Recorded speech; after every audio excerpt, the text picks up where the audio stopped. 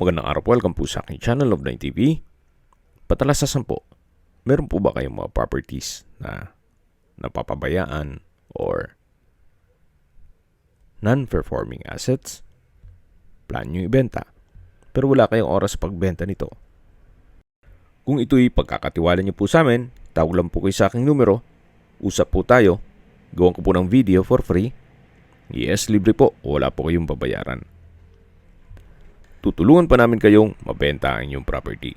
Kami na po bala sa marketing, sa boosting or paid ads, even sa tripping. Hindi na po kayo mapapagod sa pang-entertain ng mga buyers. Kami na po bala sa lahat. Tawag lang po kayo. Hanap nyo po ba'y isang tahimik na lugar, sariwang hangin, at malamig ang klima para sa inyong retirement o bahay bakasyunan? At maliit na sukat ng lupa lang po. Gaya po dito, pwede pong 1,000 square meters lang ang pwede nyong bilhin. Kung naliliitan kayo sa 1,000, pwede ring 2,000 or 3,000 square meters. At ang kagandahan pa po dito, pwede pong hulugan hanggang 2 taon o 3 taon. Depende po sa pakipag-usap natin kay owner.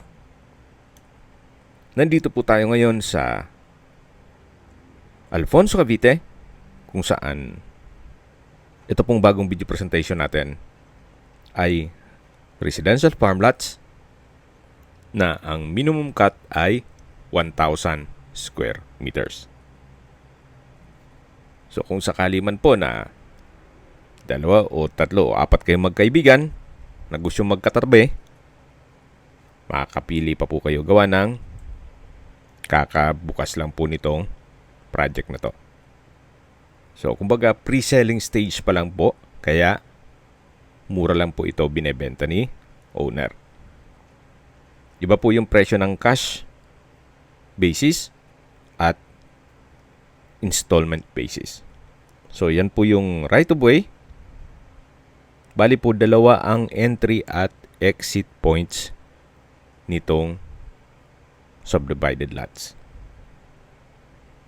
Kaya hindi po ganun ka sikip ang daan at maluwag ang magiging traffic.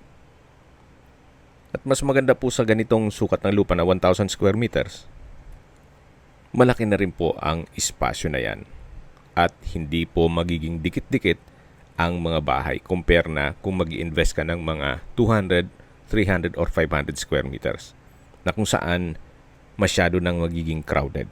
Pero ganito pong sukat ng lupa na 1,000 square meters, meron pong mga setback ang kada property.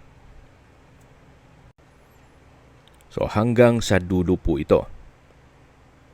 So meron pong access dun sa main road at dun sa secondary road.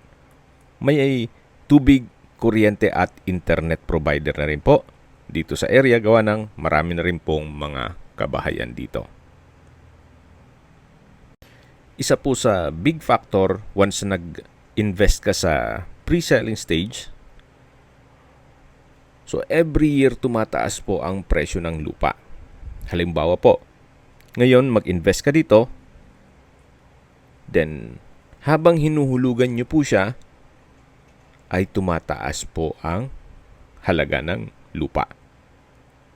Then, pagdating ng panahon na mabayaran niyo po siya, kumita na po kayo. So, hindi po kayo lalabas ng ganun kalaki. Pero kung may pang-cash naman kayo para wala maraming iintindihin, mas maigi po gawa ng iba po ang presyo ng cash basis. Mamaya po, i-detalye ko sa inyo yung breakdown. Pero sa ngayon, tunghayan nyo po itong lupain na kung saan napaganda, napakaliwalas. Ito po'y nasa mataas na lugar. Ang estimated elevation above sea level ay 1,357.3 feet. Kaya flood-free area. Sa mga nag-skip po ng video, summarize ko lang po. Ito pong property ay located sa Alfonso, Cavite. Then mula po Barangay Road, ito po yung inner lot kaya napakatahimik po ng lugar at napakaaliwalas. May access na po ng tubig, kuryente at internet provider. Then accessible din po ito ng public transportation. Okay, sa presyo na po tayo. Assuming na 1,000 square meters ang i-acquire nyong property, pag cash basis, ang pre-selling price ay 3,500 per square meter. Kaya ang magiging total price po ng 1,000 square meters ay 3.5 million pesos. Pag installment basis naman sa 1,000 square meters, ang presyo po sa pre-selling ay 4,000 per square meter. Ito po yung breakdown. Kung 2 years to pay, nasa 1,000 square meters na ang presyo ay 4 million pesos, then ang down payment po ay 30% ng 4 million. Ang 30% po ay nagkakahalaga na 1.2 million pesos. One-time payment lang po yan. Then, ang balanse po na 70% na nagkakahalaga na 2.8 million pesos, pwede nyo pong bayaran in 24 months without interest. Then, ang monthly naman ay 116.66,000 pesos. Then, dito naman po tayo sa breakdown ng 3-year scheme o 3 years to pay. So, kung 1,000 square meters, ang total price is 4 million pesos sa pre-selling price at ang down payment ay 30% na nagkakahalaga na 1.2 million pesos. Then, ang balance na 70% ay nagkakahalaga na 2.8 million pesos.